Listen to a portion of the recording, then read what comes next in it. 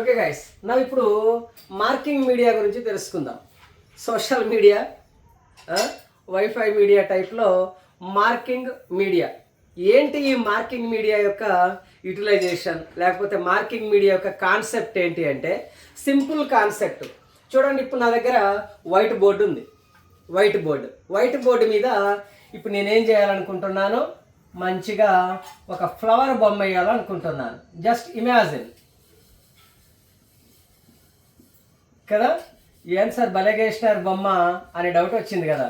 రోజు మా ఇంట్లో ముగ్గులు పెట్టేది నేనే, అందుకనే ఏ ముగ్గులైనా ఏ బొమ్మలైనా మస్తు వేస్తాను నేను, ఫ్రీగా వేసేస్తా. అర్థమైందా?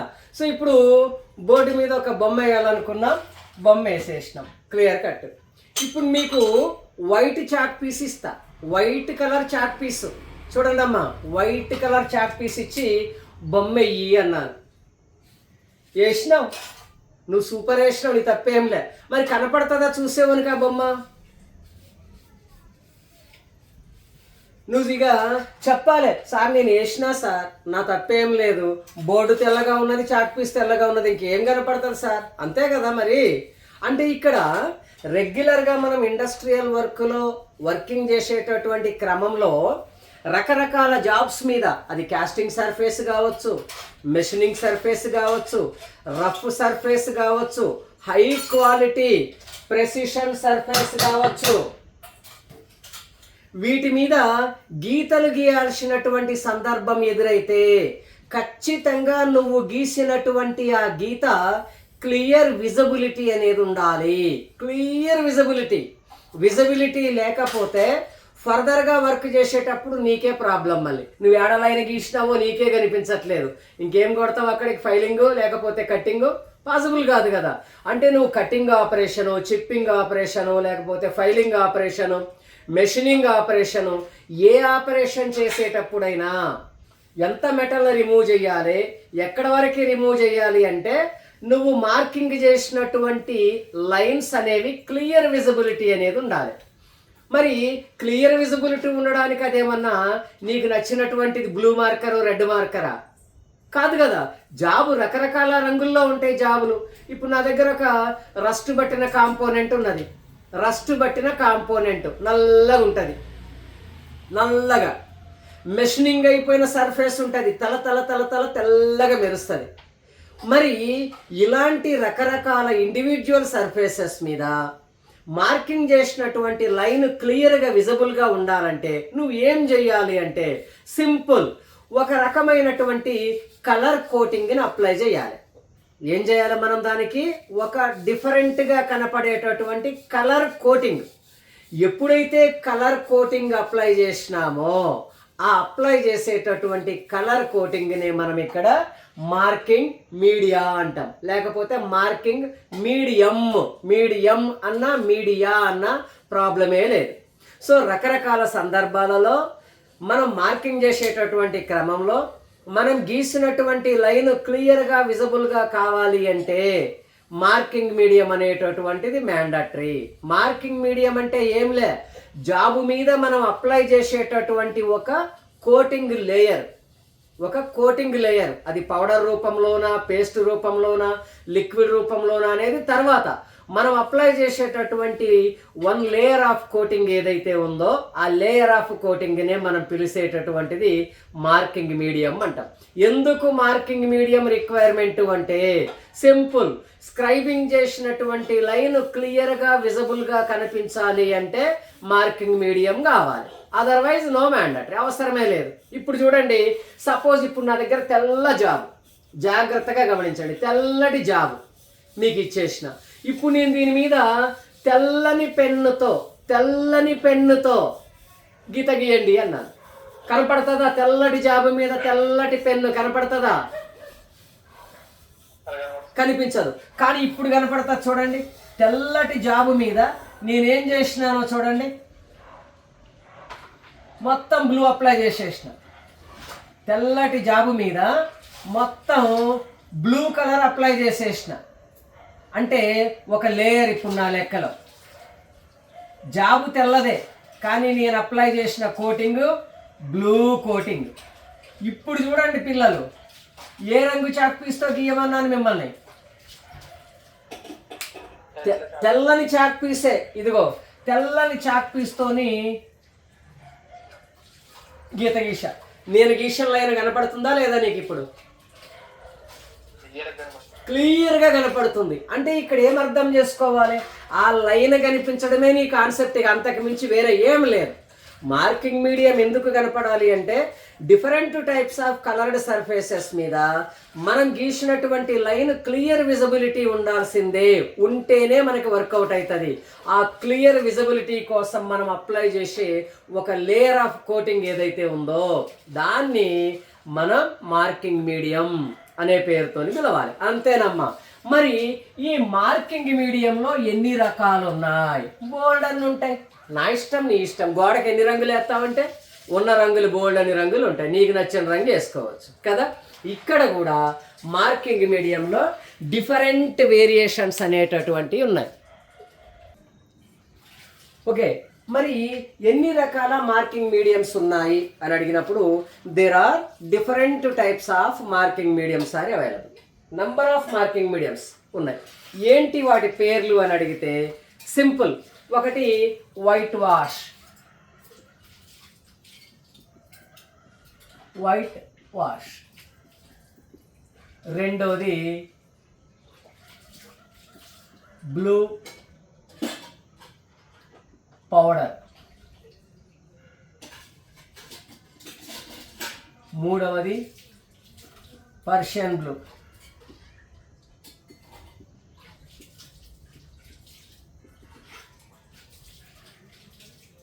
నాలుగు copper sulphate.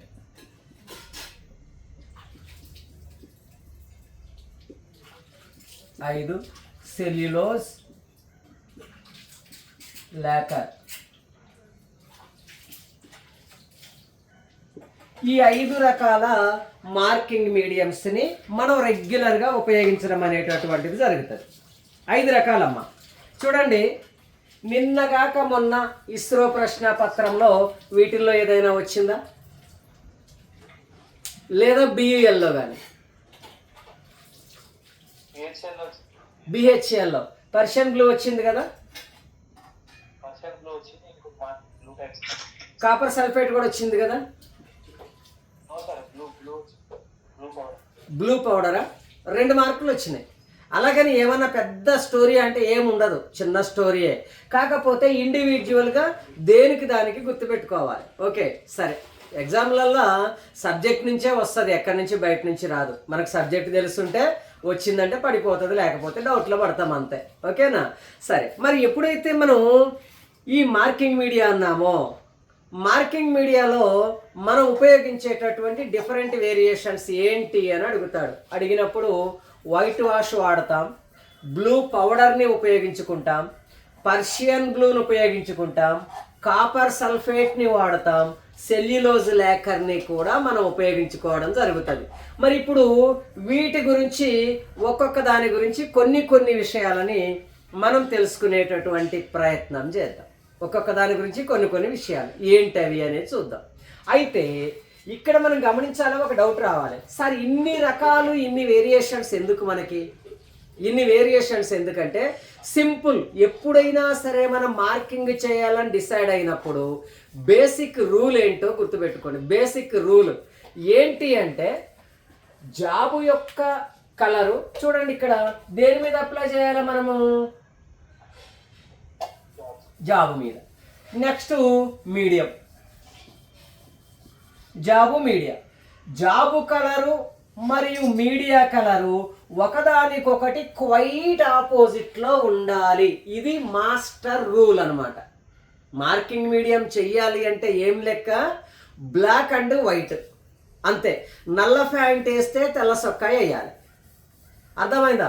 Blue shirt blue pant వేయకూడదు, నల్ల సొక్కా నల్ల ప్యాంట్ వేయకూడదు, తెల్ల సొక్కా తెల్ల ప్యాంట్ వేయకూడదు. క్వైట్ ఆపోజిట్ ప్యాటర్న్లో ఉండాలి. అలా ఉంటేనే మనకి పర్ఫెక్ట్గా విజిబుల్ అవుతుంది. అర్థమవుతుందా?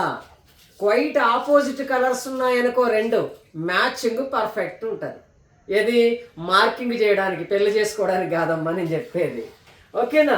సో గుర్తు పెట్టుకోండి, బండ గుర్తు అనమాట. రూల్ ఇది. ఏం రూలు? జాబు రంగు చూడు, నల్లగా ఉందా, నువ్వు తెల్లది పట్టుకొచ్చి అప్లై చేయి. జాబు తల తల తల తల తెల్లగా మెరుస్తుందా, నల్లటి దాన్ని పట్టుకొచ్చి పెట్టేసి. మరి నల్లది లేదు కదా సార్, నల్లది లేకపోతే డార్క్ బ్లూ అంతే. అంతేగాని నాకు నల్లదే కావాలంటే కుదరదు. మళ్ళీ అంటే జాబు తెల్లగా అన్నాను, మరి స్టీల్ తెల్లగా ఉండే జాబ్ ఏముంటుంది మనకి చెప్పు.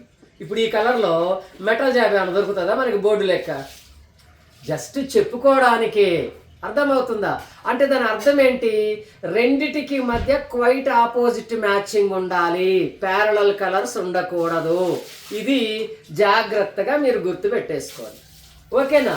మరి ఇప్పుడు ఒక్కొక్క దాని గురించి దాని పుట్టు పూర్వోత్తరాలు మొత్తం తెలుసుకునేటటువంటి ప్రయత్నం చేద్దాం. మొట్టమొదటి స్టోరీ ఏముందమ్మా మనకి ఇప్పుడు? White wash. మరి ఎప్పుడైతే వైట్ వాష్ అన్నామో దీన్ని రెండు రకాలుగా చెప్పుకుంటాం. అసలు వైట్ వాష్ అంటే ఏంటి? Chalk piece powder. మన లెక్కలో వైట్ వాష్ అంటే ఏంటి? Chalk piece powder. ఈ చాక్ పీసు పౌడర్నే వైట్ వాష్ అంటాం. మీరు చూడండి, ఐటీఐలో మనం ప్రాక్టీస్ చేసేటప్పుడు వర్క్షాప్లో, ఐటీఐ ఇండస్ట్రియల్ ఇన్స్టిట్యూట్లో మనం ప్రాక్టికల్స్ చేసేటప్పుడు జాబు మీద చాక్ పీస్ని కానీ లేకపోతే ఇళ్ళ ముందు ముగ్గులు వేసుకునే శుద్ధ ముక్కు అంటాం, కొద్దిగా గడ్డలు లెక్క ఉంటుంది, దాన్ని కానీ నీళ్లతో తడిపి రాసిన జ్ఞాపకాలు ఏమైనా ఉన్నాయా మీకు? బోర్డని ఉంటాయి, మాకు ఉంటాయి, మీకు ఉంటాయి, పక్కాగా ఉంటాయి. సో అంతే, అదే చాక్ పౌడర్, వేరే ఏం లేదు. ఇంకా శుద్ధ ముక్క కానీ చాక్ పీసు పౌడర్ని కానీ తీసుకోవాలి, నీళ్ళల్లో బాగా నానబెట్టాలి. నానిపోయిన తర్వాత బొట్టు పెట్టుకునే గంధం లెక్క పేస్ట్ లెక్క అవుతుంది. ఆ పేస్ట్ని ఫింగర్తోనో దేంతోనో పుల్లతోనో దేంతోనో జాబు మొత్తం నీట్గా అప్లై చేయాలి. ఒక అరగంట సేపు ఎండలో పెడితే ఎండిపోతుంది, వాటర్ మొత్తం డ్రై అయిపోయి ఎండిపోతే చక్కగా మామూలుగా ఉన్న జాబు నీట్గా తెల్లని స్కూల్ యూనిఫామ్ వేసుకున్నట్టుగా తయారవుతుంది. ఆ స్కూల్ యూనిఫామ్ మీద నువ్వు బ్లూ కలర్ పెన్నుతో గీస్తావా, బ్లాక్ పెన్నుతో గీస్తావా అనేది నీ ఇష్టం కదా. ఇదే వైట్ వాష్ లేదా చాక్ పౌడర్. సో ఎప్పుడైతే మనం వైట్ వాష్ అన్నామో ఇందులో దేన్ని మనం ఉపయోగించుకుంటామంటే మోస్ట్లీ మనం ఉపయోగించేటటువంటిది చాక్ పౌడర్ని ఉపయోగిస్తాం. మరి ఈ చాక్ పౌడర్ని దేంతోని కలుపుతాము అంటాడు. ఇప్పుడు దేంతోని కలిపినాం మనం చెప్పండి? వాటర్తోని కలిపినాం. వాటర్తోని చాక్ పౌడర్ని కలపడం అనేది జరిగింది కదా. అయితే ఇక్కడ ఒక చిన్న సమస్య ఉంటుంది మనకి. ఎప్పుడైతే మనం చాక్ పౌడర్ని వాటర్తో కలిపినామో వాటర్ తొందరగా డ్రై అవ్వదు.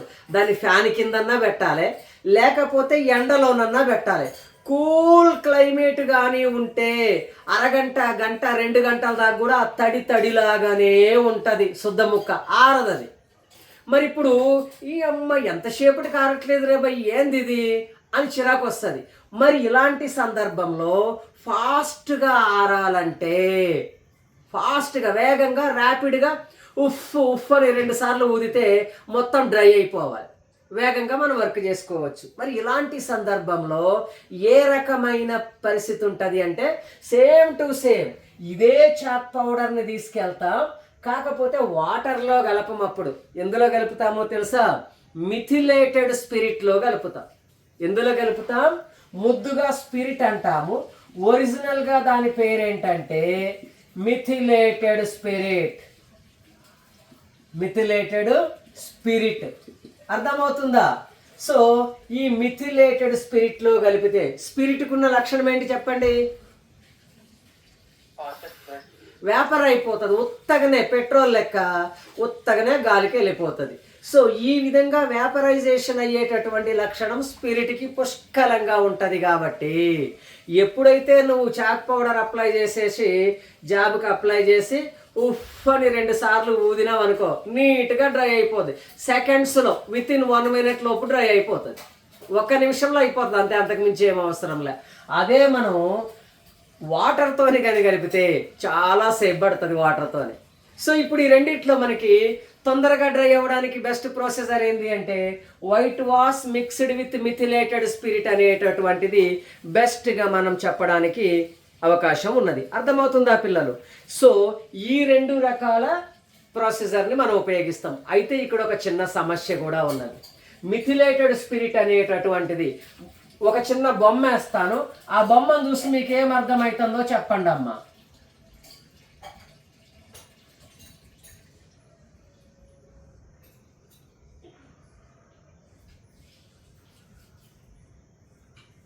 ఏమర్థమైంది ఈ బొమ్మ?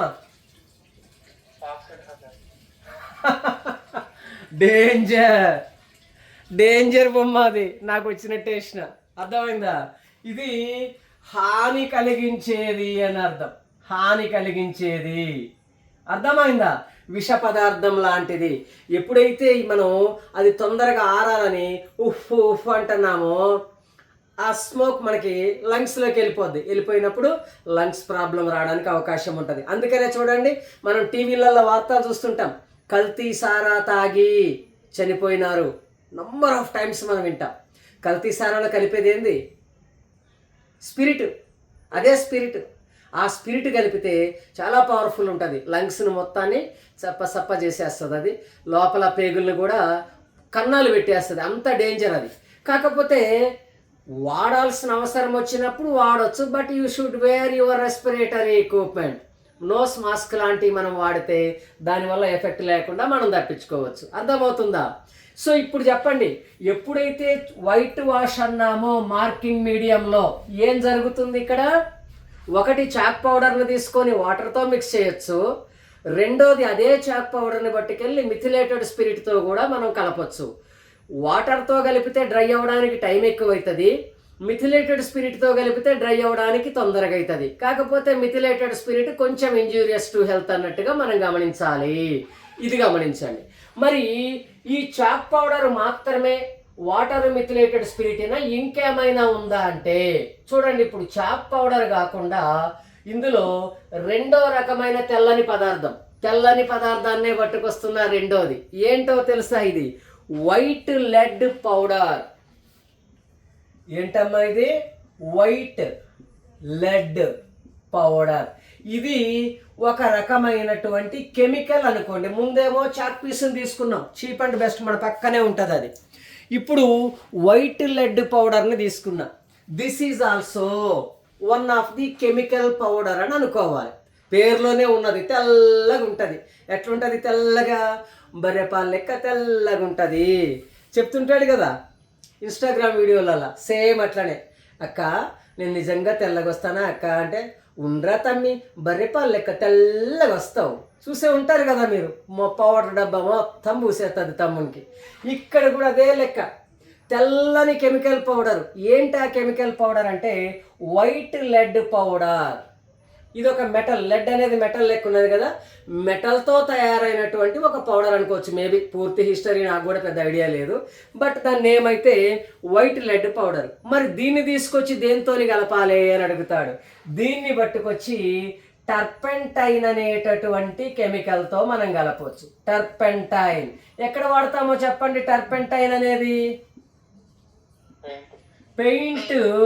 పెయింట్ కానీ చిక్కగా ఉంటే ఆ చిక్కగా ఉన్నటువంటి పెయింట్ని పలుచగా చేయడానికి టర్పెంటైన్ అనే లిక్విడ్ని మనం ఉపయోగించుకుంటాం. ప్రమాదవశాత్తు టర్పెంటైన్ సేమ్ వాటర్ లెక్కనే ఉంటుంది, డిటో. తెలియనోడైతే టర్పెంటైన్ వాటర్ బాటిల్ పెడితే రెండు ఒకటే అనుకుంటారు. తాగి చనిపోయినటువంటి పెద్దలు ఉన్నారు, పిల్లలు కూడా ఉన్నారు ప్రమాదవశాత్తు. మీకు ఎప్పుడన్నా ఇలాంటి విషయం మీ దృష్టిలో పడ్డదా? టర్పెంటైన్ తాగి చనిపోయినటువంటి వ్యక్తులు అని? ఖచ్చితంగా. మా ఫ్రెండ్ వాళ్ళ మామగారు సత్తుపల్లిలో ఉంటాడు, వ్యవసాయం చేనుకు పోతాడు. ఇంట్లో మొత్తం పెయింటింగ్ వర్క్ నడుస్తున్నది. ఆయనేమో చేనుకాడికి వెళ్ళిండు, ముసలమ్మ ఉంటుంది ఇంట్లో. ఈయన వెళ్ళి మంచినీళ్ళు ఇవ్వే అని అన్నాడు చేను దగ్గర నుంచి వచ్చి. ముసలావిడే, ఒక 65 సంవత్సరాల వయసు ఉంటుంది. ఆయనకేమో 75 సంవత్సరాల వయసు ఉంటుంది. ఇద్దరు భార్యాభర్తలు ఇద్దరే ఉంటారు. ఇంట్లో మొత్తం పెయింటింగ్ వర్క్ నడుస్తున్నది. ఈ పెయింటింగ్ వర్క్ వేసేసి చక్కగా ఈ టర్పెంటైన్ బాటిల్ని అక్కడ పెడితే ముసలావిడ ఏమనుకున్నది, వాటర్ బాటిల్ అనుకొని ఫ్రిడ్జ్లో పెట్టింది పట్టుకెళ్ళి. దాన్ని ఎప్పుడైతే ఈయన చేను దగ్గర నుంచి వచ్చి ఎండాకాలం ఎట్లా ఉంటుంది అలసిపోతాడు కదా, వచ్చినమ్మటే కొన్ని మంచినీళ్ళు ఏమా అంటే ఆవిడ చక్కగా ఫ్రిడ్జ్ తీసేసి మంచి బాటిల్ తీసుకొచ్చి ఇచ్చిండు, మూత తీసిండు, కరెక్ట్గా రెండు మూతలు తాగిండు. 2 మూతలు తాగి ఒక గుటక వేసుకున్నామంటే గుటక వేస్తాం కదా, చల్లగా ఉన్నది, ఏం చేయాలో అర్థం కాలేదు, పోసుకున్నాడు, తాగినమ్మటే అర్థమైపోయింది this is not water, this is a chemical. వెంటనే మంట అని గోల పెడితే సత్తుపల్లి హాస్పిటల్కి తీసుకెళ్లారు. అక్కడి నుంచి ఖమ్మం, అక్కడి నుంచి హైదరాబాదు. దగ్గర 20 రోజులు హాస్పిటల్లో పోరాడి చనిపోయినాడు. స్వయంగా మా ఫ్రెండ్ వాళ్ళ దగ్గర బంధువులు మావయ్య అవుతాడు నా ఫ్రెండ్ గారికి. అర్థమైందా? సో ప్రమాదం, డేంజర్. ఎందుకంటే వాటర్ లానే ఉంటుంది, గుర్తుపెట్టుకోండమ్మా. ఈ కెమికల్స్ ఎప్పుడు కూడా ఇళ్లలో చాలా దూరంగా ఉండాలి, ఎంత దూరం ఉంటే అంత బెటర్. సో ఇప్పుడు చెప్పండి, ఈ టర్పెంటైన్ అనేది పెయింట్స్లో కలపడానికి ఉపయోగించే వన్ ఆఫ్ ది కెమికల్. ఇది సాల్వెంట్ లక్షణాలు కలిగి ఉంటుంది. సాల్వెంట్ లక్షణం అంటే ఏం లే, గాలిలో వదిలేస్తే ఆవిరైపోయే లక్షణాన్ని సాల్వెంట్ లక్షణాలు అంటాం. పెట్రోల్ కానీ, డీజిల్ కానీ, సాల్వెంట్ ఇది కానీ, అర్థమైంది, స్పిరిట్ కానీ, కార్బన్ టెట్రాక్లోరైడ్ సిటీసీ కానీ, ఇవన్నీ ఒకటే జాతి అనమాట. ఉఫ్ అంటే ఆరిపోతాయి తొందరగా. సో ఇప్పుడు చాక్ పౌడర్ గురించి మనకి వైట్ వాష్ గురించి డిస్కషన్కి వస్తే, వైట్ వాష్లో ఎన్ని వేరియేషన్స్ని క్రియేట్ చేసినాం మనం? ఒకటి చాక్ పౌడర్ విత్ వాటరు, రెండోది chalk powder with methylated spirit. ఈ రెండిట్లో ఉన్న తేడా ఏంటంటే స్పిరిట్ అనేది quick dryer, at the same time chalk powder with water అనేది లేట్లీ డ్రై అవుతుంది అని చెప్పొచ్చు. ఇక ఇందులో రెండో వర్గంగాని చూసినప్పుడు ఏదైతే మనకి వైట్ లెడ్ పౌడర్ ఉన్నదో దాన్ని తీసుకొచ్చి టర్పెంటైన్తో కలిపి ఈ రెండింటి ద్వారా మనం కెమికల్ మిక్స్ చేయడం అనేటటువంటిది జరుగుతుంది. ఓకేనా? సో వైట్ వాష్లో మనకి 3 వేరియేషన్స్ ఉన్నాయని గమనించండి. ఒకటి chalk powder with water, chalk powder with మన methylated spirit, another white lead powder with turpentine. ఈ మూడింటిని బండ గుర్తు పెట్టేసేయాలి. మరి చాక్ పౌడర్ ఏదైతే ఉందో దీన్ని తెల్లని జాబుకు ఉపయోగించాలా, కర్రీ జాబులకు వాడాలా? కర్రీ జాబు మన లెక్కలో నల్లగా ఉన్న జాబు లెక్కకు వాడాలి. ఏమున్నాయి చెప్పండి నల్లటి జాబులు అంటే? రస్ట్ బట్టిన జాబు. ఎట్లా ఉంటుంది రస్ట్ పట్టిన జాబు? తెల్ల మెరుస్తుందా? కర్రెగా ఉంటుంది, నీకు లెక్కనే నల్లగా ఉంటుంది, జంగు పట్టేసి అదొక రంగులో ఉంటుంది. నల్లగంటే మరీ బ్లాక్ కలర్ అంటే బ్లాక్ లెక్కనే ఉంటుందని కాదు, జస్ట్ మన ఇమాజిన్ అనమాట. సో ఇప్పుడు చెప్పండి, వైట్ వాష్ని ఎక్కడ ఉపయోగించుకుంటాం అని అడిగితే, used for rough forgings, castings with oxidized surfaces. ఇక్కడ రాస్తున్నాను చూడండి, యూజ్డ్ ఫార్ రఫ్ ఫోర్జింగ్ అంటే ఏంటమ్మా? Hot metal working. Castings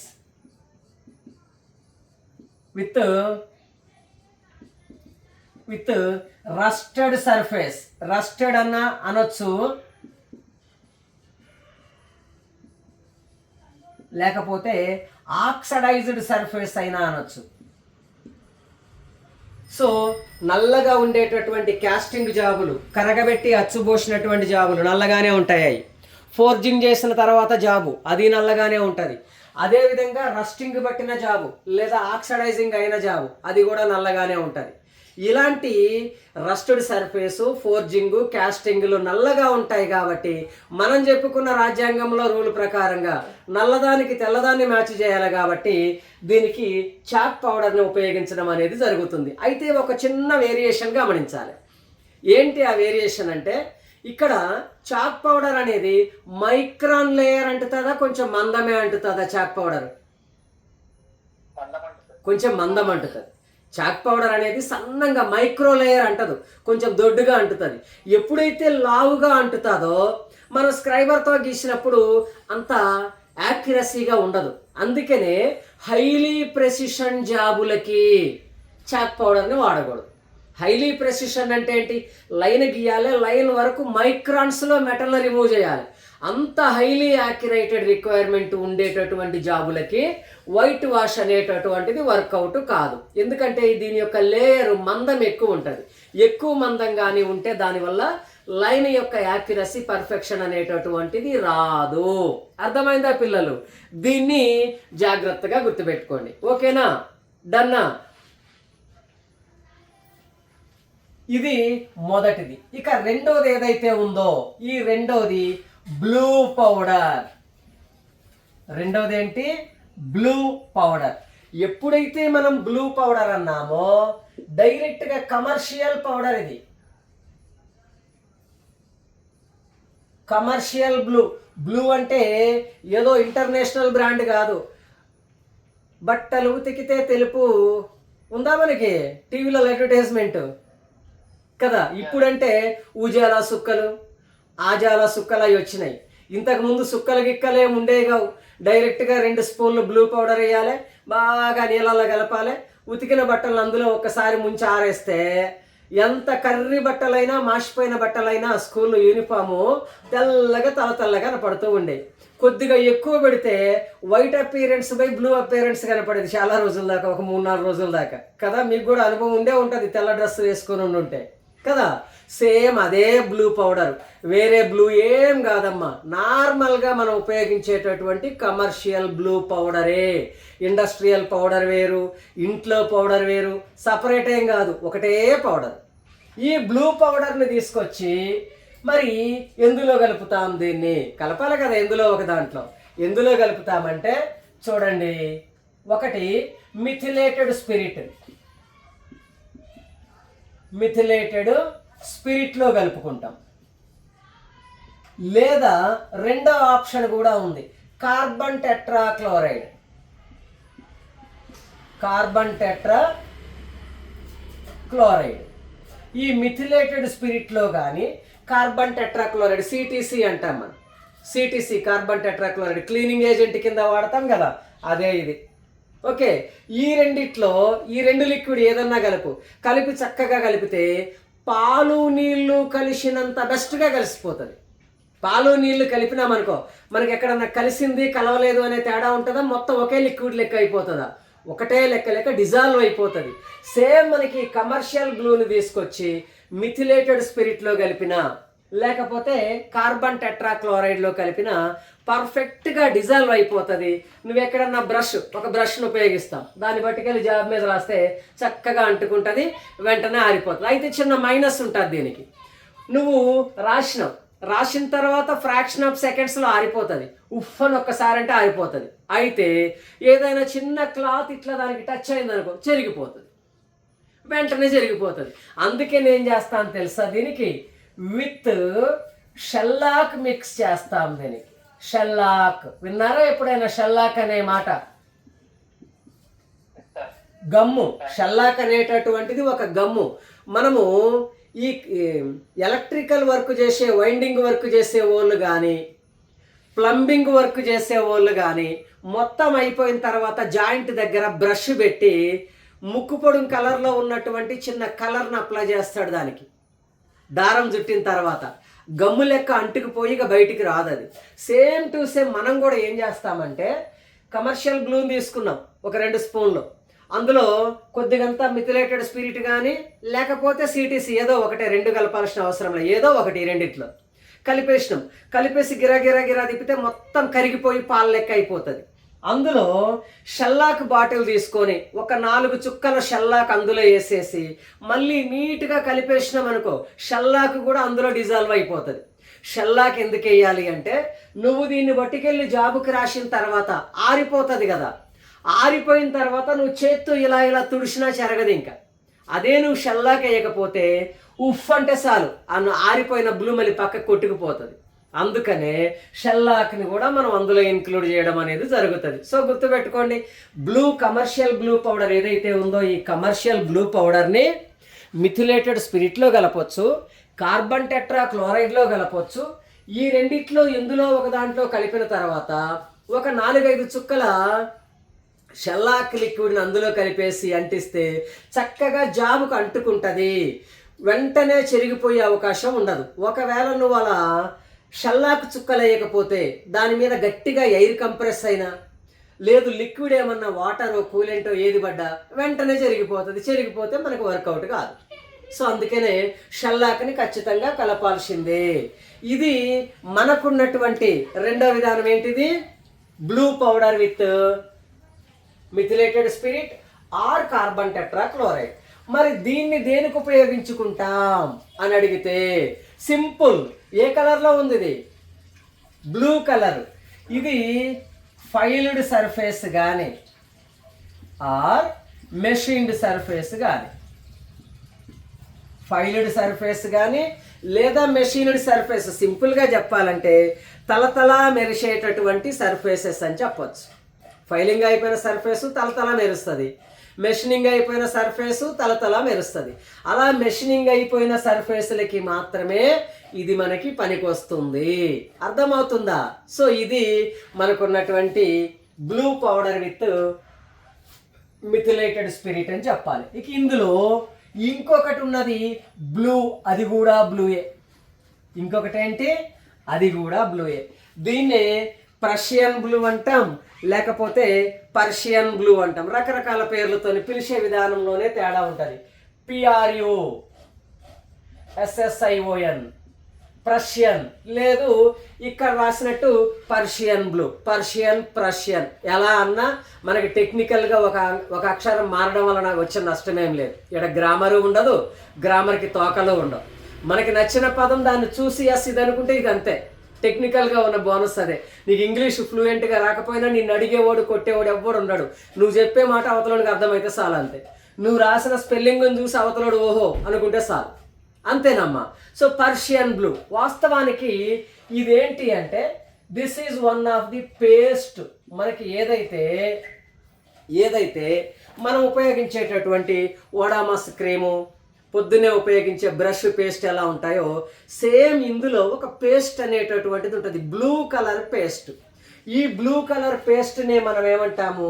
Persian blue అనేటటువంటి పేరుతోని పిలుచుకుంటాం. అయితే సేమ్ కాన్సెప్ట్. మరి ఇది కూడా బ్లూ కలరే ఉన్నది కాబట్టి దేనికి అప్లై చేయాలి దీన్ని? ఫినిష్డ్ సర్ఫేసే.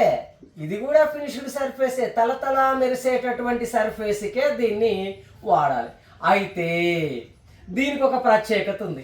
ఏంటి అంటే జస్ట్ ఇమాజిన్ కొద్దిగంతా క్లోజప్ పేస్ట్ని అరచేతికి రాసేయండి.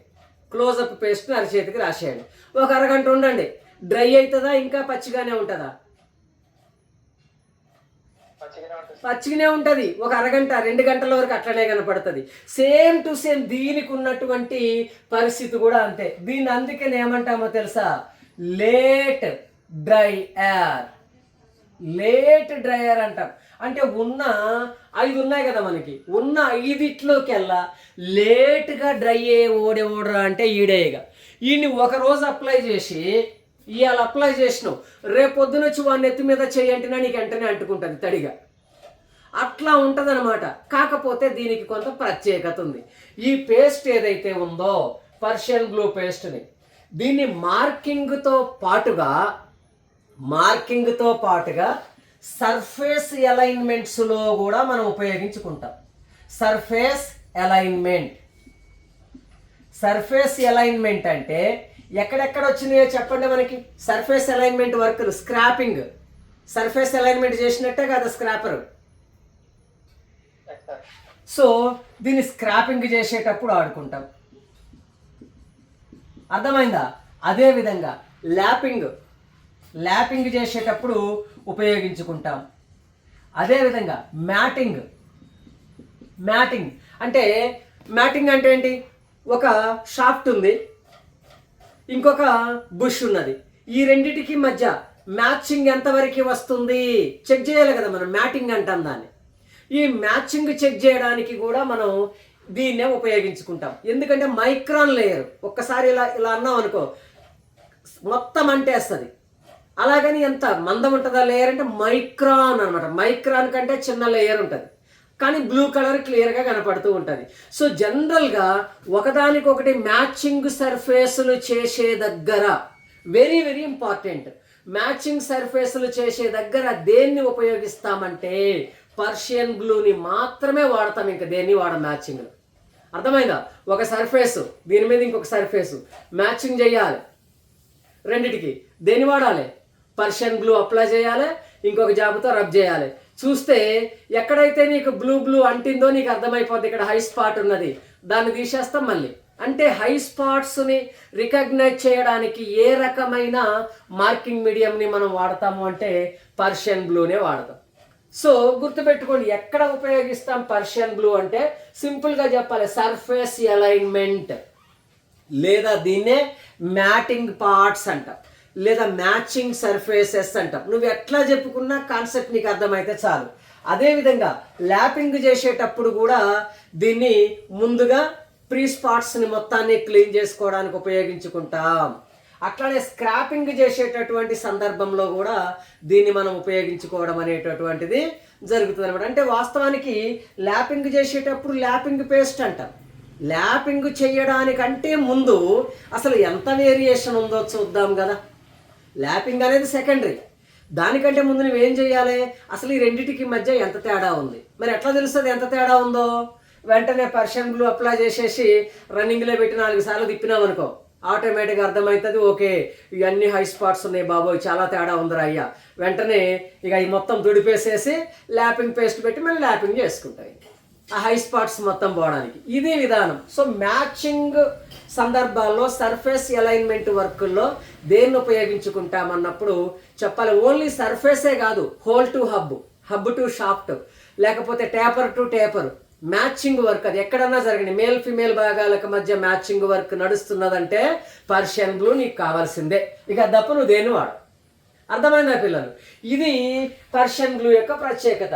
మరి ఎక్కడ ఉపయోగించాలి? దీని ప్రత్యేకత ఏంటంటే లేటు డ్రైయర్, ఇవాళ రాస్తే రేపటికి కూడా ఆరదు. ఇది దీనికి ఉన్నటువంటి negative remark.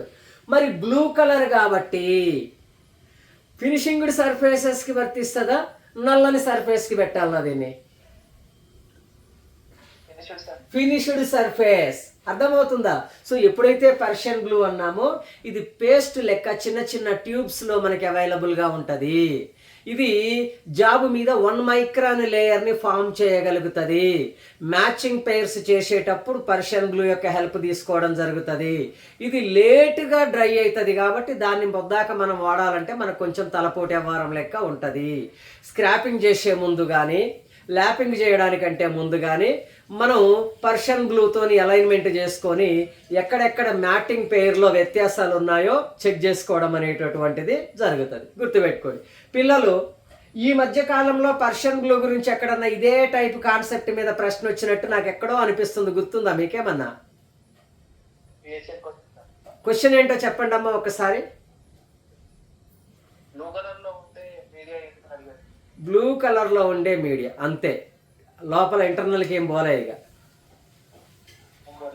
Okay okay. Blue కలర్లో అంటే 2 చెప్పొచ్చు, బ్లూ పౌడర్ విత్ స్పిరిట్ చెప్పొచ్చు, లేకపోతే పర్షియన్ బ్లూ చెప్పొచ్చు. 2 రైట్ ఆన్సర్లే. ఓకేనా? ఇక దీని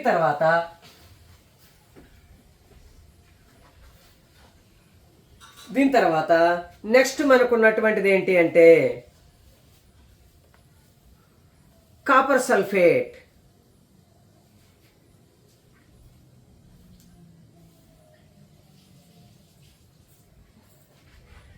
నెక్స్ట్ కాపర్ సల్ఫేట్.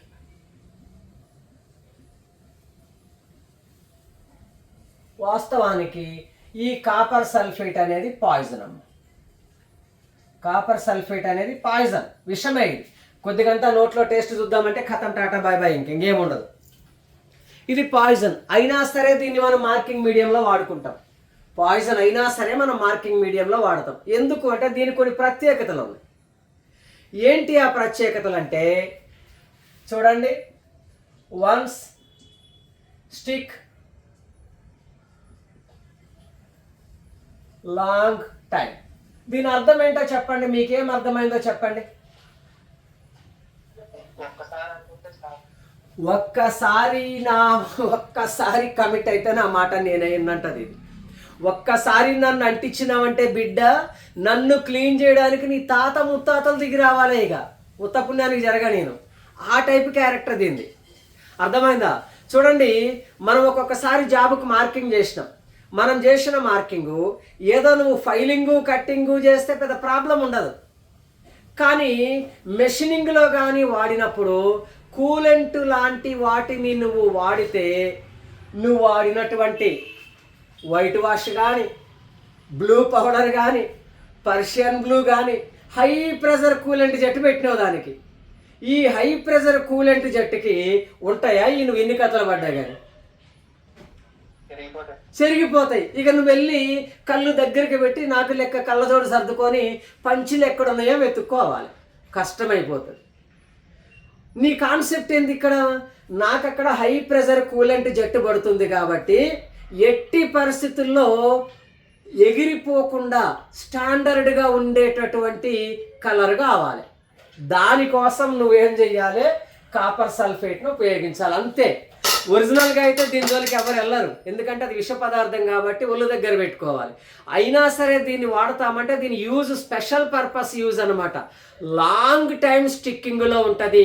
నువ్వు దాని మీద కూలెంట్ వేసినా వాటర్ వేసినా హై ప్రెషర్ జట్టుతోని వాటర్ కొట్టినా సరే అది చెరిగిపోకుండా ఒక్కసారి పట్టుకుంటే గమ్మంటుకున్నట్టు అంటుకుపోతుంది. ఇది దీని యొక్క ప్రత్యేకత. అయితే మరి ఈ కాపర్ సల్ఫేట్ని మీరు ఎప్పుడన్నా చూసారా? నో. నేను చెప్తాను, ట్రై చేయండి గుర్తు తెచ్చుకోవడానికి. ఇప్పుడు జనరేషన్ కాదు, పాతకాలంలో ఫోటో స్టూడియోలలో రిన్ సబ్బు రంగులో ఉన్నటువంటి పటిక బెల్లం లెక్క ఉంటుంది చూడడానికి. రిన్ సబ్బు రంగులో ఉంటుంది, చూసారు ఎప్పుడన్నా? పాతకాలంలో ఫోటోలు ఇవ్వండి అంటే ఫోటోలు కడగాలి అనేవాళ్ళు గుర్తుందా? ఎక్స్రే ఫిల్మ్ లెక్క లిక్విడ్లో ముంచి ఆరబెట్టేసి పాస్ ఫోటోలు కూడా ఆరిన తర్వాత కట్ చేసి మనకు పాస్ ఫోటోలు ఇచ్చేవాళ్ళు. అది కాపర్ సల్ఫేట్ లిక్విడే. మైలతుత్తం అనేవాళ్ళం తెలుగులో. సేమ్ పటిక బెల్లమే, పటిక బెల్లం లెక్కనే ఉంటుంది, కాకపోతే రిన్ సబ్బు కలర్. దాన్ని పొడ వస్తుంది మొఖాల మీద, ముఖానికి కొంతమందికి దాన్ని ఏదో పొడంటాము, ఇంకొక వేరే పేరు ఉంటుంది దానికి. పొడ కాకుండా మచ్చల లెక్క షేడ్స్ వస్తాయి, దాని మీద రాసేవాళ్ళు. దాన్ని రాస్తే ఆ కాపర్ సల్ఫేట్ ఆ మచ్చల్ని రిమూవ్ చేసేది. నేను మా ఊర్లో ఫోటో దుర్గాప్రసాద్ ఫోటో స్టూడియో ఇప్పటికీ ఉన్నాడు, మా అన్న అంటాం మేము. వాళ్ళ అబ్బాయి ఇప్పుడు ఫోటోగ్రాఫర్ అయిండు. ఆయన దగ్గర మేము చూసేవాళ్ళం. ఇది శ్రీ దుర్గా ఫోటో స్టూడియో, సీతాపురం, భద్రాచలం మండలం, ఖమ్మం జిల్లా ఒకప్పుడు. ఇప్పుడు శ్రీ దుర్గా ఫోటో స్టూడియో, సీతాపురం గ్రామం, ఎటపాక మండలం, రంపచోడవరం జిల్లా ప్రజెంట్. ఓకే, సో మా ఊరు అనమాట, పుట్టి పెరిగిన ఊరు. అక్కడ చూసేవాళ్ళం మా చిన్నప్పుడు. ఇప్పుడు కాదులే, మీరు అప్పుడు ఏడున్నారు మా చిన్నప్పుడు అంటే. సో గుర్తుపెట్టుకోండి, ఈ కాపర్ సల్ఫేట్ అనేది one of the danger chemical. దీన్ని తీసుకొచ్చి ఎందులో కలపాలి? దీన్ని వాటర్లో వేస్తే, పటిక బెల్లం నీళ్ళల్లో వేస్తే ఎట్లా కరిగిపోతుందో అట్లా కరిగిపోతుంది. ఈ కరిగిపోయినటువంటి దీనికి ఒక్క 4 చుక్కలు నైట్రిక్ యాసిడ్ కలపాలి. ఏం కలపాలి దీనికి? Nitric acid. అంటే ఇక్కడ copper sulphate, little water, little drop of nitric acid. ఈ మూడిటి యొక్క కాంబినేషన్తోని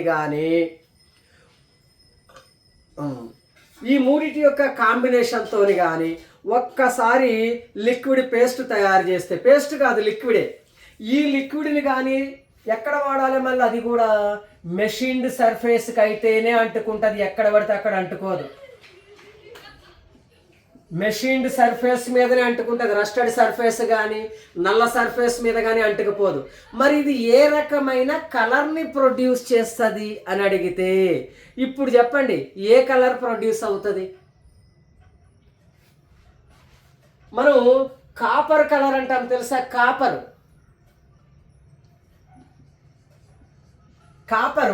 ఏ కలర్ అని చెప్తామమ్మా?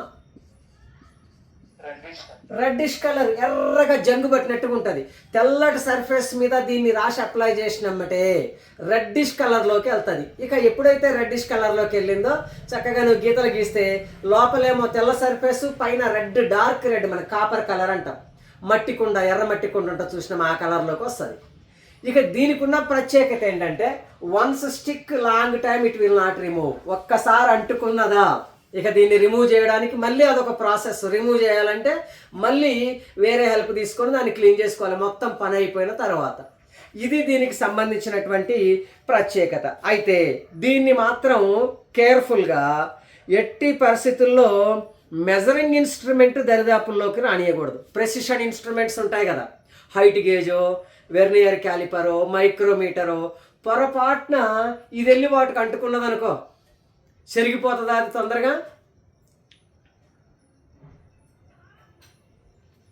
చెప్పండి.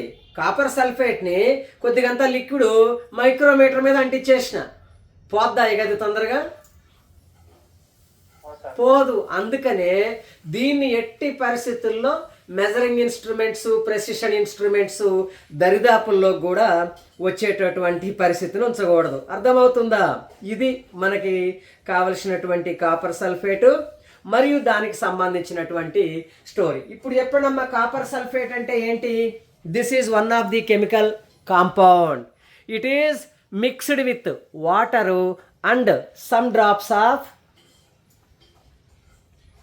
Nitric acid. ఇక్కడ ఒక్కొక్కసారి నైట్రిక్ యాసిడ్ జాగాలో వాడు ఏమంటాడంటే ఏ రకమైన యాసిడ్ని కాపర్ సల్ఫేట్లో కలుపుతాను అంటాడు. చూడండి, HCl, H2SO4, C6, H6, HNO3. ఇప్పుడు చెప్పండి ఏంది ఇది?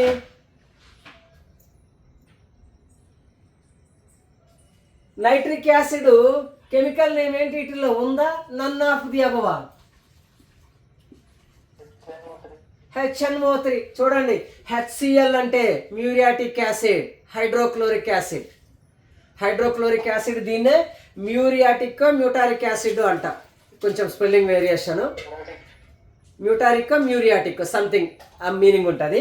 Hydrochloric acid. H2SO4 king of chemicals, king అన్ని రకాల కెమికల్స్లోకి తోపిది, sulphuric acid. C6H6 queen of all chemicals. ఇదిగో ఇది కింగ్, ఇది కింగ్ అయితే C6H6ని క్వీన్ అంటాం. దీని పేరేంటో చెప్పండి, ఒరిజినల్ పేరు బెంజిన్. బెంజిన్. అర్థమవుతుందా? ఇక next nitric acid. HNO3 NH3? HNO3. ఇక next none of the above. ఈ విధంగా కూడా ప్రశ్న అడగడానికి అవకాశం ఉంటుంది. అర్థమైందా పిల్లలు?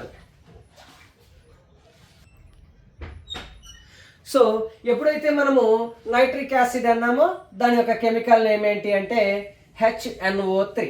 కేర్ఫుల్గా ఉండాలి. నైట్రిక్ యాసిడ్ అనే మాట మనకు తెలిసి ఉంటుంది, ఆ కెమికల్ పేరు కెమికల్ లాంగ్వేజ్లో తెలవలేదనుకో మళ్ళీ బిస్కెట్ అవ్వడానికి అవకాశం ఉంటుంది. So be careful. ఇప్పుడు చెప్పండి, ఎక్కువ కాలం గట్టిగా స్టిక్ అయ్యేటటువంటి మార్కింగ్ మీడియా పేరేంటి అన్నాను? Copper sulphate. కాపర్ సల్ఫేట్ని ఏ యాసిడ్తో మిక్స్ చేస్తాం? Nitric acid. Copper sulphate nitric యాసిడ్తో పాటుగా ఎందులో కలపాల్సి వస్తుంది దీన్ని? వాటర్. ఎక్కడ ఉపయోగించుకుంటాం? ఫైలింగు, మెషినింగు అయిపోయినటువంటి సర్ఫేస్లకి మాత్రమే ఉపయోగించుకోవడం జరుగుతుంది. మోస్ట్ డేంజరస్ మార్కింగ్ మీడియం పేరేంటి? Copper sulphate is the most dangerous. Why? Because this is one of the poisonous అని చెప్పవచ్చు. మరి మెజరింగ్ ఇన్స్ట్రుమెంట్కి దీన్ని దగ్గరగా ఉంచితే ఏమవుతుంది? ఈ రంగు కానీ మెజరింగ్ ఇన్స్ట్రుమెంట్స్కి అంటుకుపోతే మెజరింగ్ ఇన్స్ట్రుమెంట్స్ నుంచి ఆ రంగుని రిమూవ్ చేయడం అనేది అంత సింపుల్గా పాసిబుల్ అవ్వదు. సో కష్టం కాబట్టి కొంచెం అంత జాగ్రత్తగా మెజరింగ్ ఇన్స్ట్రుమెంట్కి దగ్గరకు రాకుండా దూరంగా ఉంచాలి. అది అర్థమైందా పిల్లలు? This is about copper sulphate. Okay, ఇక ఇందులో నంబర్ లాస్ట్ సెల్యులోజ్ లాకర్. లాస్ట్ది సెల్యులోజ్ లాకర్. వాస్తవానికి సెల్యులోజ్ లాకర్ అనేటటువంటిది రెండు ప్రత్యేకతలు ఉన్నాయి. ఏంటి ఆ రెండు ప్రత్యేకతలు అంటే, ఇది అన్నిటికంటే క్విక్ డ్రైయర్. అన్నిటికంటే నువ్వు ఎన్ని రకాలన్నా పెట్టు, సెల్యులోజ్ లాకర్ అనేటటువంటిది అన్నిటికంటే వేగంగా డ్రై అయిపోయేటటువంటి ఒక కెమికల్ కాంపౌండ్. వాస్తవానికి ఇది నువ్వు తయారు చేసేది కాదు, నువ్వు దాన్ని దీన్ని కలిపేది కాదు. చూడండి, వైట్ వాష్ చాక్ పౌడర్ తీసుకున్నాం, అందులో ఇది కొద్దిగా అది కొద్దిగా వేసి కలిపినాం. బ్లూ పౌడర్ తీసుకుని అది ఇది వేసేసి కలిపేసినాం. పర్షియన్ బ్లూ అంటే సరే రెడీమేడ్ పేస్ట్ అనుకుందాం. కాపర్ సల్ఫేట్ కొద్దిగంత మైలతుత్తం తీసుకున్నాం, నీళ్ళల్లో కలిపిన 4 చుక్కలు నైట్రిక్ యాసిడ్ వేసేసినాం, పని చేసినాం. మిగిలినవి ఒక పర్షియన్ బ్లూ తప్ప మిగిలిన 3 కూడా రెడీమేడ్, నువ్వు తయారు చేసినవి కదా. కానీ సెల్యులోజ్ లాకర్ అనేది you can't make because it is commercially available. ఇవి కమర్షియల్లీ మనకి అవైలబుల్ అమ్మా. నువ్వు కొత్తగా తయారు చేసేది ఏం లేదు. మీకు చిన్న ఎగ్జాంపుల్ చెప్తా. కోల్గేట్ పేస్ట్ ఏ రంగులో ఉంటుంది? White. Dabur light red. Closeup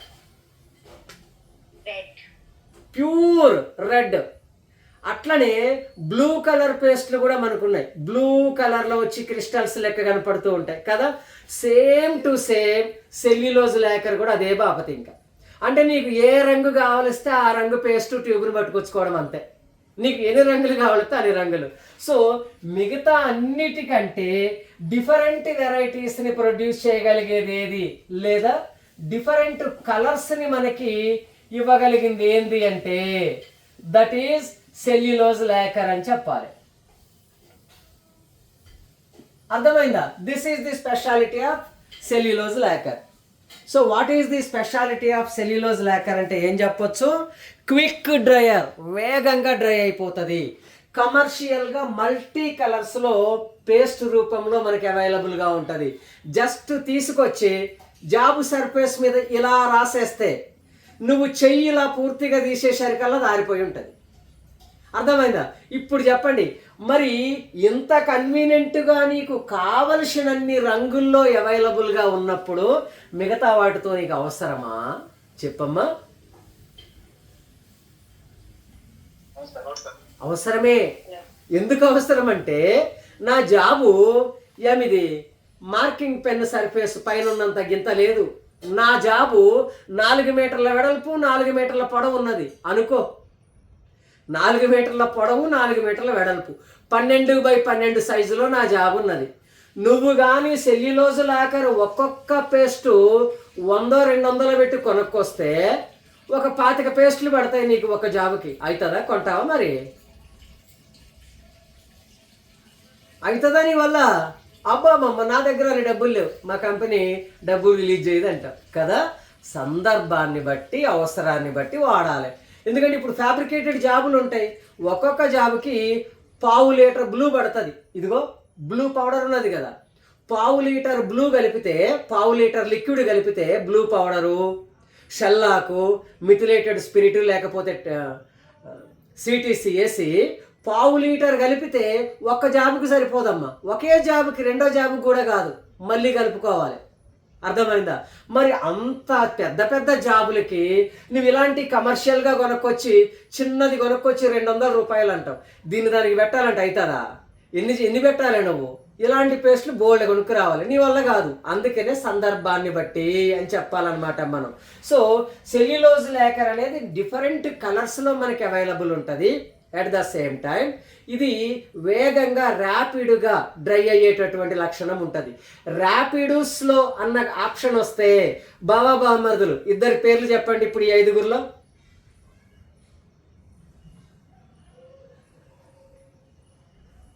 rapid versus slow బావా బామర్దులు అయితే వాళ్ళిద్దరి పేర్లు ఏంటి ఇప్పుడు ఇందులో? Persian blue versus cellulose locker. ఇంతే, వేరే ఏమున్నది ఇందులో? బావా బామర్దులు అంటే క్వైట్ యాంటీ అని అర్థం, వేరే ఏం లే. సెల్యులోజ్ లాకర్ ఏమో ర్యాపిడ్గా డ్రై అయితే పర్షియన్ బ్లూ అనేదేమో లేట్గా డ్రై అవుతుంది. ఇదే ఈ రెండింటికి మధ్య ఉన్న ఆపోజిట్ స్టోరీ అని మనం చెప్పడానికి అవకాశం ఉంది. ఇక అయితే మరి ఎప్పుడైతే సెల్యులోజ్ లాకర్ అన్నామో ఇది ఎలాంటి జాబులకి వాడతాము అని అన్నాం. ఇక ఇప్పుడు చెప్పున్నామా, ఇన్ని రంగులు ఉన్నప్పుడు నీకు ఫుల్ క్లారిటీ ఏమన్నా ఉందా నేను దానికి దీనికి అని చెప్పడానికి? మీరు ఆలోచించండి. ఎందుకంటే అన్ని రంగుల్లో నీకు అవైలబుల్గా ఉంది. నీకు తెల్ల జాబ్ ఉంటే నల్లది కొనుక్కొచ్చుకుంటావు, నల్ల జాబ్ ఉంటే తెల్లది కొనుక్కొచ్చుకుంటావు. సో దీన్ని అటు ఇటు జాబుకి ఏ రకమైన జాబుకి అని చెప్పడానికి దీనికి క్వశ్చన్ లేదు. కానీ క్వశ్చన్ ఉంటుంది. ఏం క్వశ్చన్? ఎక్కువ మల్టీ కలర్స్లో అవైలబుల్ అయ్యేదేంటి, వేగంగా డ్రై అయ్యేదేంటి, కమర్షియల్గా నీకు మార్కెట్లో రకరకాల రంగుల్లో దొరికేదేంటి, ఈ రకమైన ప్రశ్నలే వస్తాయి తప్ప ఇది ఏ రంగు జాబుకి అప్లై చేస్తావు అని అడగడు దీన్ని. ఎందుకంటే అన్ని రంగులు ఉన్నప్పుడు ఏ జాబుకైనా అప్లై చేయడానికి అవకాశం ఉంటుంది కదా. ఇట్లా మనం దీని గురించి థింక్ చేయాల్సినటువంటి అవసరం ఉంటుంది. ఓకేనా? ఇక దీని తర్వాత చిట్ట చివరిది, అది యాక్చువల్గా మార్కింగ్ మీడియం లెక్కలోకి రాదు, కానీ మార్కింగ్లో ఒక రకమైన ప్రొసీజర్ లెక్క అనుకోవచ్చు. ఇప్పుడు చెప్పబోయేది not a marking medium, but మార్కింగ్లో ఒక రకమైన మెథడ్ లెక్క మనం ఆలోచన చేయాలి. దాన్ని చాక్, సపరేట్గా రాస్తున్నాను, chalk string line, chalk string line అనేటటువంటి పేరుతోని పిలుచుకుంటాం. చాక్ స్ట్రింగ్ లైన్ ఇది not a marking medium, but it is one of the marking procedure. Okay, ఏంటి ఇది అని అడిగితే సింపుల్గా ఈ మార్కింగ్ చాక్ స్ట్రింగ్ లైన్ కానీ గుర్తొస్తే మనకేం గుర్తు రావాలో తెలుసా? వెంటనే స్ప్రింగ్ టేప్ గుర్తు రావాలి. స్ప్రింగ్ టేప్ తెలుసు కదా మీకు. స్ప్రింగ్ టేప్ ఎలా ఉంటుందో, టైలర్ ఉపయోగించే టేప్ కాదు. టైలర్ ఉపయోగించే టేప్ ఏంటి? పొడవాటి బెల్ట్ లెక్క ఉంటుంది. పని అయిపోయిన తర్వాత మొత్తం చుట్ట చుట్ట చుట్టేసి పక్కన పెడతాడు. కానీ స్ప్రింగ్ టేప్ ఎలా ఉంటుందో చెప్పండి. ఒక డబ్బా ఉంటుంది, 4 పలకల డబ్బా. ఎస్సా, ఈ 4 పలకల డబ్బా లోపల స్ప్రింగ్ మొత్తం చుట్టబడి ఉంటుంది. ఈ చివర ఒక హోల్ ఉంటుంది. ఈ చివర ఈ టేపు ఈ హోల్లో నుంచి మనం బయటకు లాక్కుంటాం. ఇలా ఉంటుంది. దీనికి ఒక 90 degreesలో ఒక కొక్కెం ఉంటుంది. తెలిసిందేనా మీకు ఇది? స్ప్రింగ్ టేపు మనం ఎక్కడంటే అక్కడ వర్క్షాపులలో దీన్ని చూస్తూ ఉంటాం. నీకు బయటికేం కనపడదు, లాగితే మట్టుగా నీకు కావలసినంత లెంగ్త్ వస్తుంది టేపు. పని అయిపోయిన తర్వాత మళ్ళీ వదిలేస్తే టప్పుమని వెళ్ళి లోపల కూర్చుంటుంది. ఎందుకంటే ఇక్కడ కొక్కెం ఉంటుంది, పూర్తిగా లోపలికి వెళ్ళదు. ఇక్కడికి వెళ్ళి ఇక్కడ అడ్డం పడుతుంది మూత దగ్గర. Spring tape same to same concept. ఇప్పుడు ఈ టేపు జాగాలో నేనేమంటానంటే కాటన్ థ్రెడ్ అంటాను. కాటన్ థ్రెడ్ అంటే ఏందమ్మా? కాటన్ దారం, గట్టిగా సాలిడ్గా స్ట్రాంగ్గా ఉన్నటువంటి కాటన్ దారం. కాకపోతే ఈ కాటన్ దారానికి కూడా లోపల ఏం ఫిట్ అయిపోయినది? స్ప్రింగ్. నేను లాగితే బయటికి వస్తుంది కాటన్ థ్రెడ్ కదా. ఈ థ్రెడ్ చివర ఎవడున్నాడో చూడు అంటే ఉన్నాడు నాకొక్క స్ప్రింగ్ కదా. అడుగున స్ప్రింగ్, పైకి దారం. వదిలేస్తే లోపలికి వెళ్ళి కూర్చుంటాడు. పైన కొమ్మ ఉంటుంది అన్నమాట, చిన్న హుక్ లెక్క ఉంటుంది. సేమ్ ఒక స్ప్రింగ్ టేపే. ఇప్పుడు నేనేం చేస్తానంటే, నా దగ్గర పెద్ద జాబ్ ఉన్నది చూడండి, మీరు చూసే ఉంటారు. మార్కింగ్ 10 మీటర్ల జాబు, 10 meters ఉన్నది. మరి 10 meters జాబు మార్కింగ్ అంటే సింపుల్గా అవుతుందా, ఇబ్బంది అవుతుందా? మనకి ఇబ్బంది. దగ్గర 10 మీటర్లు అంటే 30 అడుగులు. 30 అడుగులు జాబ్ చేయాలి మార్కింగ్ అంటే ఆడ మెంటల్ వస్తుంది, నా వల్ల కాదురా అయ్యా అంటాం. వెంటనే నేనేం చేస్తాను తెలుసా? ఒకరిని తీసుకెళ్ళి ఈడ కూర్చోబెట్టా, నేనేమో ఈడ కూర్చొని ముందు నేనేం చేస్తానంటే, నా దగ్గర ఇప్పుడు డబ్బా ఉన్నది కదా, ఈ డబ్బాకి ఒక పక్కన చిన్న మూత ఉంటుంది. చిన్న మూత, ఇదిగో ఇది మూత. ఈ మూతలో నుంచి తెల్లటి మెత్తటి పౌడర్, మైదా పిండి లాంటి పౌడర్, మైదాపిండి లాంటి ముగ్గు పౌడర్ని దాని నిండా వేసేసి టక్క టక్క టక్క టక్క ఊపేసిన దాన్ని ఇట్ట. ఎప్పుడైతే ఊపినానో షర్ట్ నిండా ఇంకు పడుతుంది, పెన్నులో ఉన్న ఇంకు. ఎప్పుడైతే ఊపినానో లోపల ఉన్నటువంటి చాక్ పౌడరు నేను వేసింది లోపల ఉన్న దారానికి పట్టుకుంటుందా, పట్టుకోదా? పట్టుకుంటుంది. ఇప్పుడు నేనేం చేస్తాను, ఇక్కడ నించొని ఈ చివర ఉన్నోడికి దారం అందించిన. ఇదిగో ఆ దారాన్ని ఇలా పట్టుకున్నాడు వాడు, ఇక్కడ చేత్తో పట్టుకున్నాడు దారాన్ని. నేనేమో ఇక్కడ పట్టుకున్నా. కొలత ఏంటి మాకు? ఇదిగో ఇక్కడి నుంచి ఇక్కడ కొలత, ఇక్కడ నుంచి ఇక్కడ కొలత. ముందు 2 చాక్ పీస్ గీతలు కొట్టుకున్నాం. ఇక్కడ ఒక చుక్క, ఇక్కడ ఒక చుక్క. ఇప్పుడు ఈ దారాన్ని పట్టుకొని వాడేమో ఈ డ్రాప్ దగ్గర పట్టుకున్నాడు దారమే, నేనేమో ఈ ధరను పట్టుకున్నా. మధ్యలో ఇంకొక పర్సన్ వచ్చి ఈ దారాన్ని ఇలా లాగి వదిలేస్తే నీకు ఆ తాడు మీద, ఆ థ్రెడ్ మీద ఉన్నటువంటి చాక్ పౌడర్ మొత్తం జాబుకి అంటుకుంటుందా అంటుకోదా? చూసినారా ఇట్లాంటి మార్కింగ్? మీరు ఎప్పుడన్నా ఇన్నిసార్లు చూస్తుంటారు మీరు, నంబర్ ఆఫ్ టైమ్స్ కదా. ఓన్లీ మనం ఏం చేస్తాం తెలుసా, ఇంత టెక్నికల్గా, ఇది టెక్నికల్గా దాని పేరేంటి అంటే చాక్ స్ట్రింగ్ లైన్. మనం ఇంత కథలు మనకు అవసరం లే. పురికోస తీసుకొని దానికి తడిగా ఉన్న శుద్ధముక్క పూసేసి అటుపక్క ఒకరు ఇటుపక్క ఒకరు పట్టుకొని లాగు వదిలేస్తే లైన్ రెడీగా కనపడుతుంది. వెల్డింగ్, గ్యాస్ కటింగ్ చేసే వాళ్ళు వాడతారు ఈ పద్ధతి, తెలుసు కదా మీకు. ఇది ఒక రకమైనటువంటి విధానం అన్నమాట. దీన్ని కూడా మనం మార్కింగ్ మీడియా అనకూడదు కానీ మార్కింగ్ చేసేటటువంటి విధానం. డైరెక్ట్గా చాక్ స్ట్రింగ్ లైన్ అంటే పౌడర్ లోపల ఇన్క్లూడ్ చేయబడినటువంటి స్ప్రింగ్ లోడెడ్ కాటన్ థ్రెడ్ ఏదైతే ఉంటుందో దాని ద్వారా లాంగ్ జాబుల్ని కానీ మనం మార్కింగ్ చేయాల్సి వచ్చినప్పుడు ఈ విధంగా వాడుకుంటాం. దీన్ని కార్పెంటర్లు ఉపయోగిస్తారు, గ్యాస్ కటింగ్ వర్కులు చేసే వాళ్ళు ఉపయోగిస్తారు, అదేవిధంగా మ్యాషనరీ వర్క్ చేసే వాళ్ళు కూడా ఉపయోగిస్తారు దీన్ని, మ్యాషన్ వర్క్ చేసే వాళ్ళు కూడా వాడతారు దీన్ని. అర్థమవుతుందా పిల్లలు? This is about chalk string line. ఇదమ్మా మనకున్నటువంటి మార్కింగ్ మీడియా మరియు దానికి సంబంధించినటువంటి పూర్తి వివరాలు. ఇక దీనికి తర్వాత నెక్స్ట్ రిమైనింగ్ కాన్సెప్ట్ని రేపటి క్లాసులో మనం తెలుసుకునే ప్రయత్నం చేద్దాం. Until then bye bye, see you. ఎలా ఉంది క్లాస్? మంచిగా అర్థమైందా? మంచిగా అర్థమైందా? Okay, very good, keep it up. ఒక్కసారి గుర్తుపెట్టుకోండి, క్లాస్ అర్థం అవడం ఒక ఎత్తు, ఫ్యూచర్లో ఎక్కడన్నా మనకి ఎగ్జామ్లో దీనికి రిలేటెడ్గా ఒక పాయింట్ కనపడితే కొట్టినామంటే పండుగడు బుల్లెట్ దించినట్టు ఉండాలి అంతే, ఇంకా వేరే ఉండకూడదు. ఇక మళ్ళీ డౌట్ పడకూడదు, ఆలోచన ఉండకూడదు.